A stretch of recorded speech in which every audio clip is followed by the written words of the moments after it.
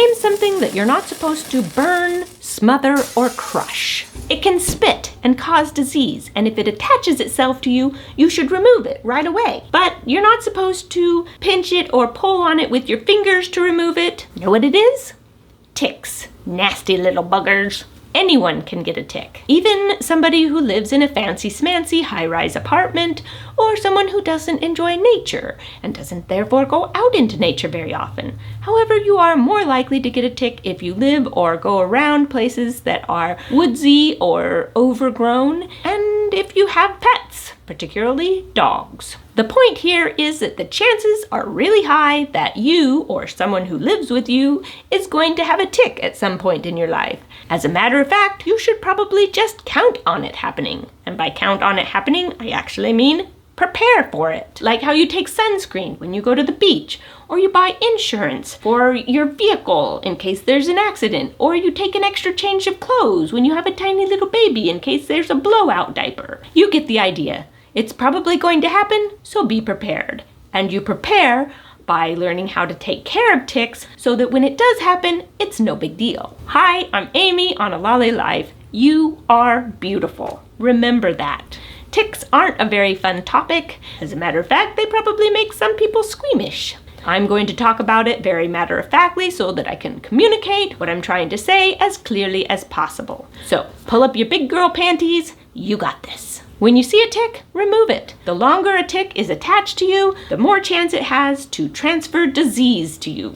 Don't go to bed and take care of it tomorrow. If you're out on a hike and you have a tick and you don't have the tools to take care of it, if you can get home in an hour, then great, go home and take care of it. But otherwise, you need to figure out something else. Don't let your child throw a big fit so that you just decide that it's not worth it. It is worth it. Not removing the tick isn't an option. I'm going to tell you the easy way to remove ticks and how to get rid of them and dispose of them, but before we do that, let's talk about how ticks respond to stress. I actually found this information very interesting because it explains why there are certain ways that you should remove a tick and certain ways that are just not a good idea. Ticks spit when they're stressed. They might even regurgitate or vomit. Blah. The saliva can cause harmful stuff, like disease and infection-causing stuff. Now think for a moment about a tick that is attached to a person. If it gets stressed out, where is that spit or vomit going to go? That's right into the bloodstream of the person that it is attached to. Therein lies the problem, removing the tick without stressing it out. That's why they say don't burn a tick off, or smother it by covering it with nail polish, or pinch it, which is kind of like crushing it, to pull it off. The tick is going to find those things stressful, which is going to increase your chance of disease and infection because the tick is going to spit. The official way to remove a tick is to use a pair of fine point tweezers. These are fine point tweezers here. These are not fine point tweezers. You grip the tick as close to the head as possible. The head is the part of the tick that is closest to your skin. Then you pull straight back or away from your skin with a slow, steady pull. It will pull your skin out a little bit when you do that, and the tick isn't going to necessarily let go immediately. You need to continue to hold steady tension until the tick lets go. On occasion, I have had to hold the tick like that for several minutes before it decided to detach. And the whole time, there's like this little pinch that you feel where the tick head is attached. When you're like pulling on it and the tick head is still attached, the whole time that tick head is like it's pinching you.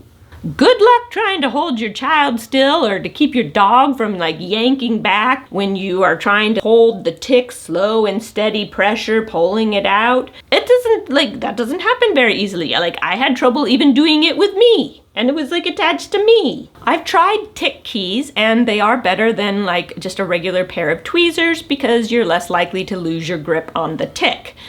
But I knew that I had struck gold when I tried the Tornado Twister tick remover. This isn't a sponsored video. These truly are my opinions. I just found something that I really liked and worked super well for me, and I thought I would share it with you so that maybe it would make your life a little bit easier.